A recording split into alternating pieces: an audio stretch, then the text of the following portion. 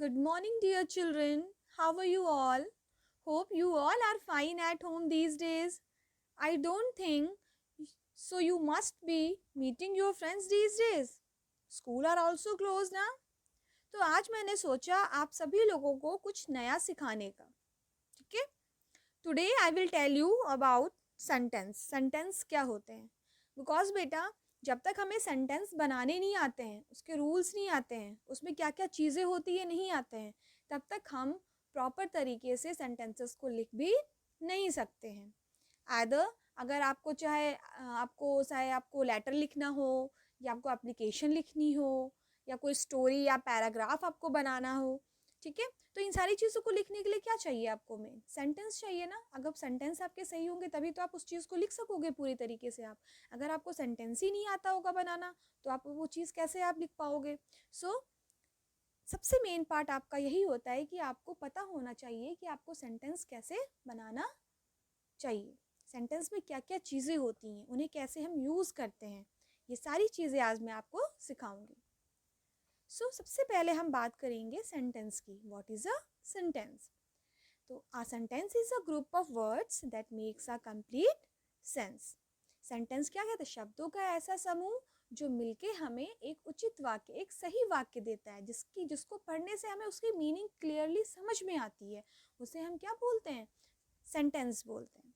अगर मैंने एग्जाम्पल के तौर पे लीजिए, जैसे लिखा आ बॉय राम ही, तो इसमें कुछ समझ में आ रहा है आपको? नहीं ना, क्योंकि सारे वर्ड अलग अलग है. ए अलग है, राम अलग है, ही अलग है, मतलब कोई रिलेशन नहीं शो, कोई रिलेट नहीं हो रहा एक दूसरे से. और अगर मैं इसी को ऐसे लिखूं, राम इज अ बॉय, तो आपको इसमें समझ में आ रहा होगा ना कि राम लड़का है. Ram is a boy, Ram एक लड़का है, तो आपको उसकी मीनिंग समझ में आई ना. तो इसे ही हम बोलते हैं सेंटेंस, जिसको पढ़ने से हमें उसकी मीनिंग समझ में आए, वो आपका क्या हो जाता है? सेंटेंस. अब बेटा सेंटेंस में देखिए हर चीज़ देखिए बहुत सी चीज़ों से मिलके बनी होती है. तो सेंटेंस हमारा कोई अकेला वर्ड नहीं है कि सेंटेंस हो गया, उसमें बहुत सारी चीज़ें मिलके सेंटेंस बनाती हैं. तो मेनली 4 पार्ट्स होते हैं. There are 4 parts.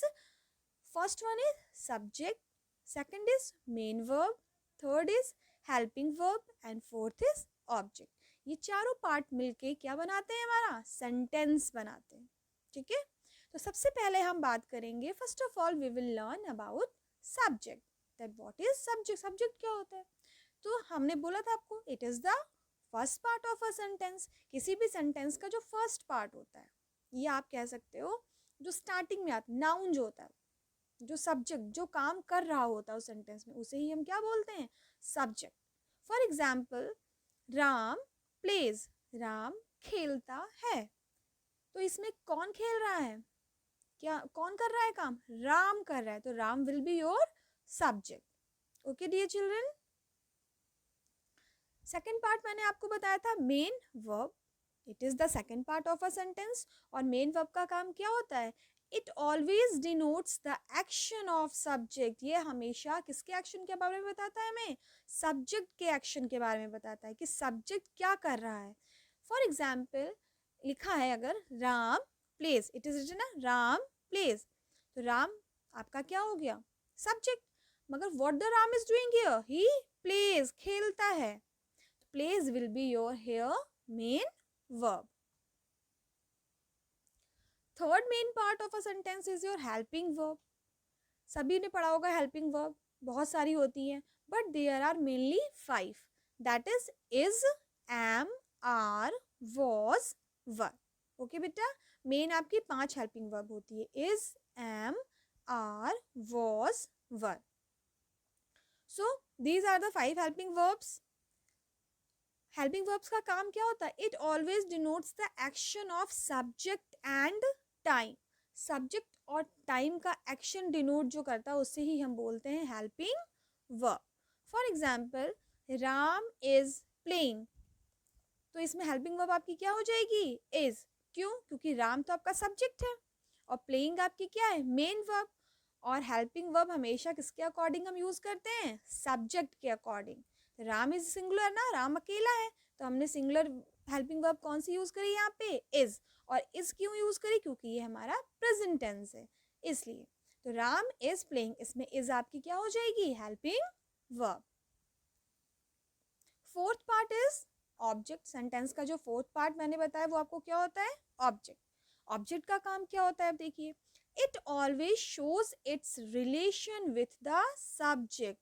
ऑब्जेक्ट हमेशा अपना रिलेशन किससे रिलेट करता है, सब्जेक्ट से। सब्जेक्ट क्या कर रहा है, ये सारी चीजें किससे रिलेट होती हैं, ऑब्जेक्ट से। आप ये भी कह सकते हैं, ठीक है।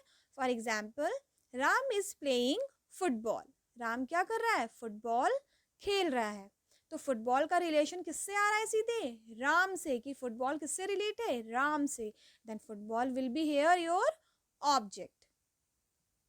तो इस पूरे सेंटेंस में हमने एक सेंटेंस, कौन सा फॉर्मेशन का सेंटेंस का, हमने राम इज प्लेइंग फुटबॉल, एक हमने ये सेंटेंस बनाया जिसमें क्या क्या चीजें हैं, इस सेंटेंस में क्या क्या चीजें हैं, subject, main verb, helping verb and object.